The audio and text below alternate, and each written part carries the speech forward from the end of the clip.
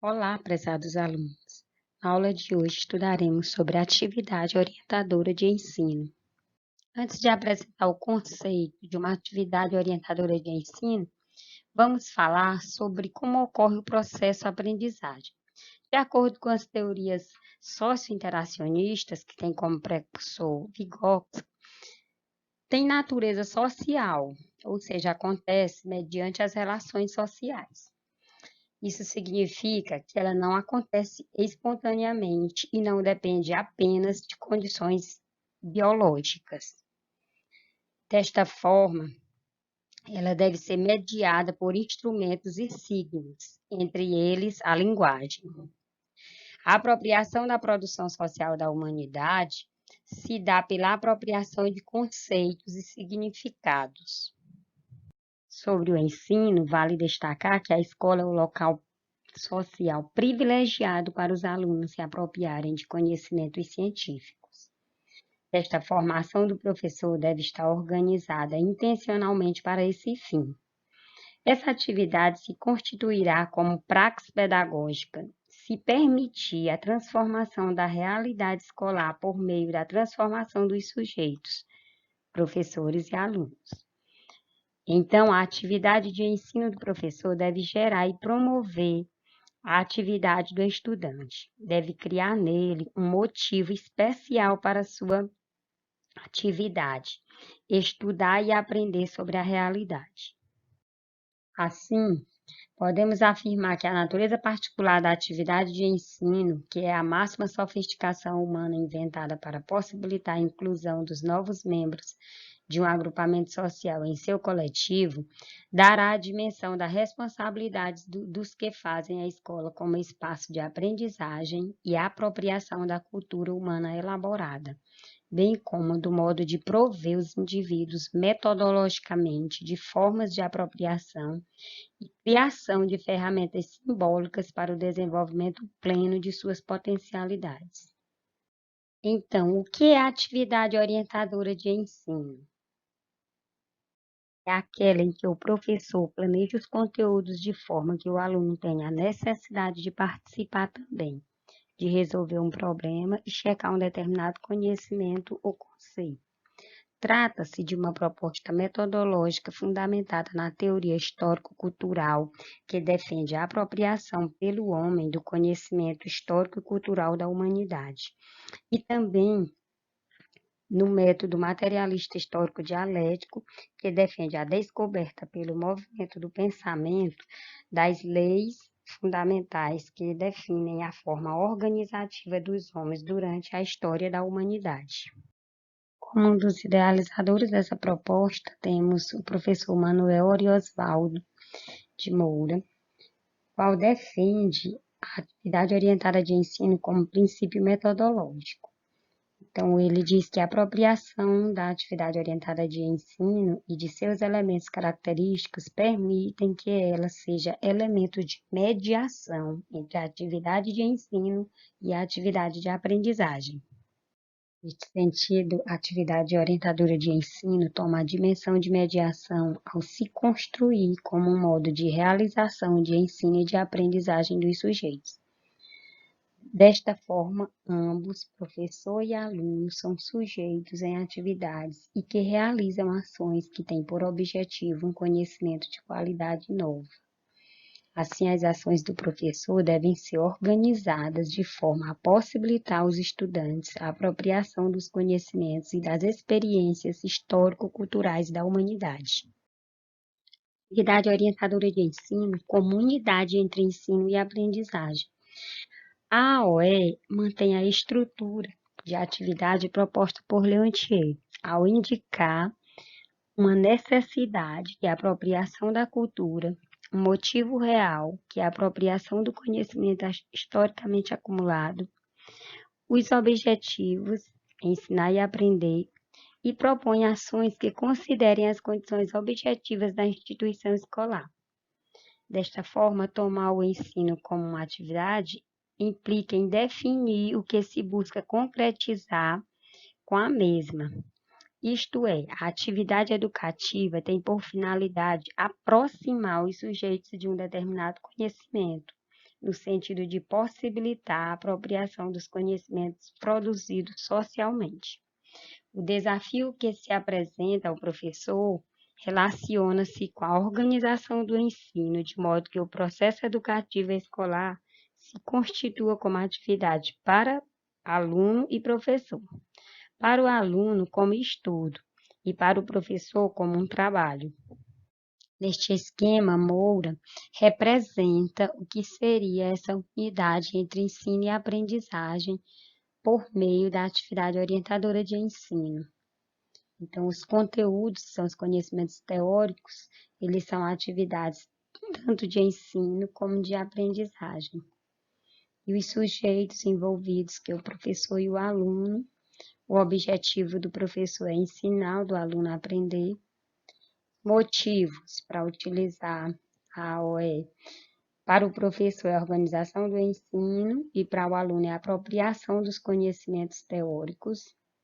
As ações, o professor precisa definir os procedimentos de como trabalhar com os conhecimentos teóricos e os alunos é a resolução dos problemas de aprendizagem. Então, as operações são realizadas através da utilização de recursos metodológicos, que para o professor auxiliarão o ensino e para o aluno auxiliarão a aprendizagem. Princípios e finalidades para a construção da atividade orientadora de ensino.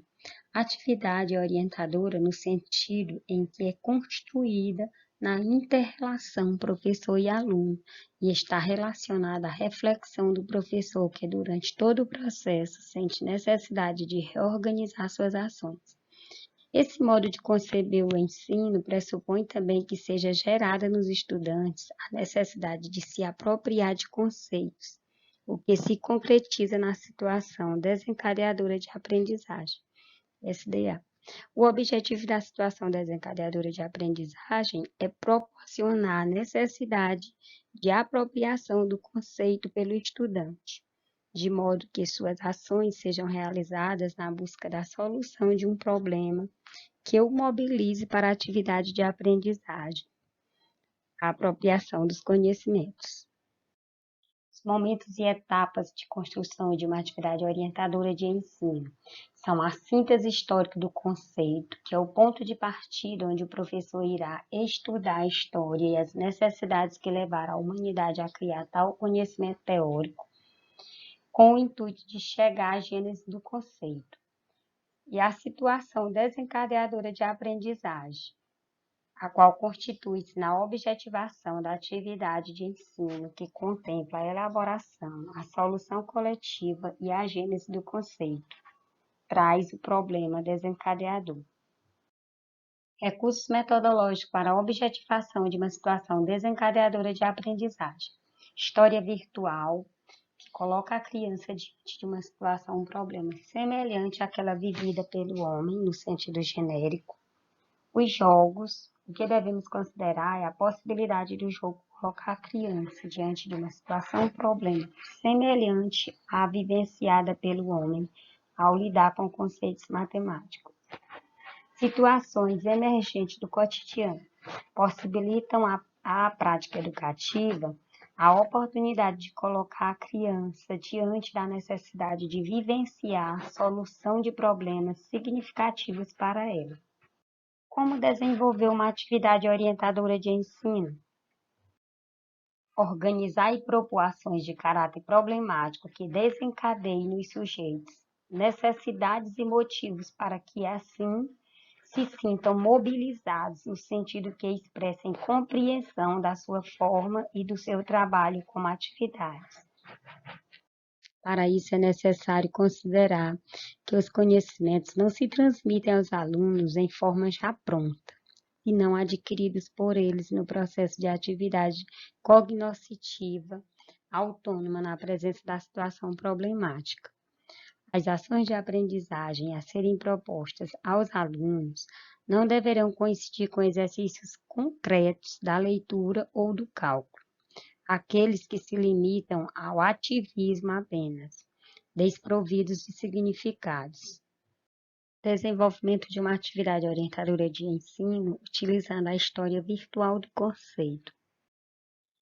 História virtual do conceito, segundo Moore, é a proposta de uma situação desencadeadora potencialmente mobilizadora dos sujeitos para a solução de um problema relativo a determinado conteúdo matemático. São situações-problema colocadas por personagens de história infantis, lendas ou da própria história da matemática como desencadeadoras do pensamento da criança, de forma a envolvê-la na produção da solução do problema que faz parte do contexto da história. Desta forma, contar, realizar cálculos, registrá-los pode tornar-se para ela uma necessidade real. Então, trazendo como objetivação do ensino uma atividade orientadora sobre o sistema de numeração decimal. As principais características desse sistema de numeração indo-árabe são quantidades finitas dos símbolos, nome dos símbolos, o valor operacional do zero, a base decimal, o conceito de valor posicional. Assim, o conceito fundamental do sistema de numeração decimal relaciona-se ao entendimento do valor posicional, o que significa compreender que, por ter sua estrutura na base 10, a posição de cada algarismo define a potência pela qual será multiplicado. Compreender que o valor de um determinado símbolo depende do seu valor posicional é um salto qualitativo na relação da criança com a nossa cultura e em sua autonomia como sujeito nela inserido. Então, a atividade humana que foi objetivada no signo numérico que temos hoje pode ser representada por meio de uma história virtual do conceito. O uso do algarismo não é tão antigo. Por exemplo, na Europa medieval, a maioria calculava com os dedos da mão, riscos, nós ou com fichas sobre mesas. A contabilidade fazia-se por meio de entalhes em madeira. Já o controle de quantidades era feito pelos homens desde que eles deixavam sua condição primitiva e passavam a ter necessidade de recensear os membros do grupo, sua produção. Isto significa que a realidade objetiva representou aos homens novas necessidades, no caso, o controle da variação de quantidades. Neste sentido, o controle de grandes quantidades colocou-se ao homem como um problema a resolver.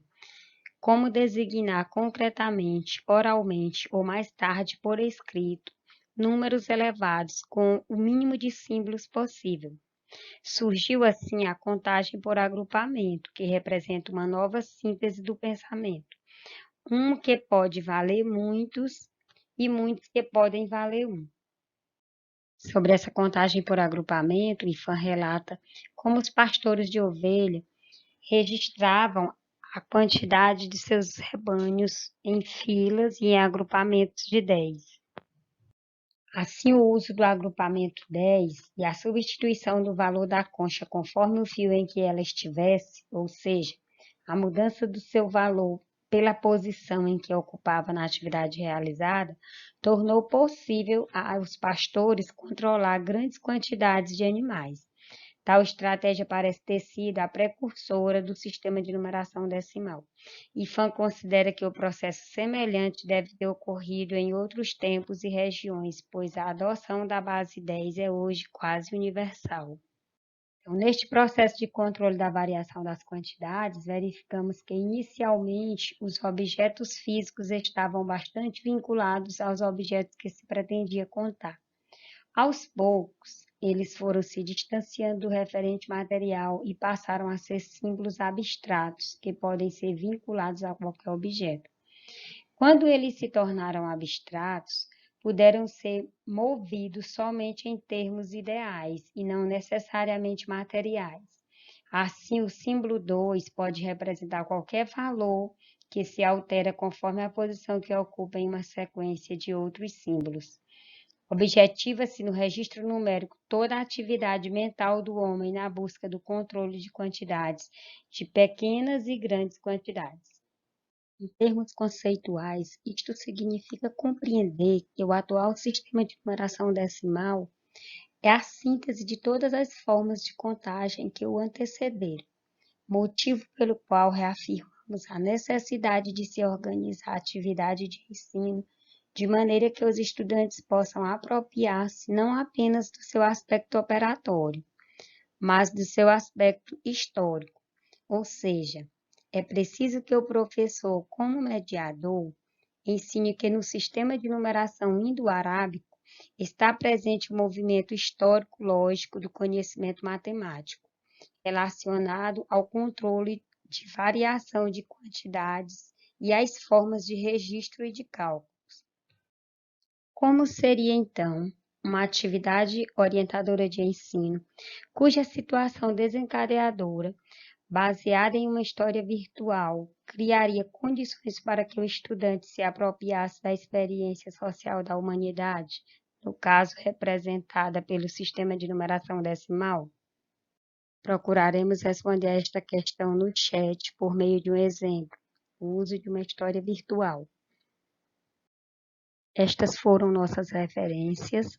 Obrigada.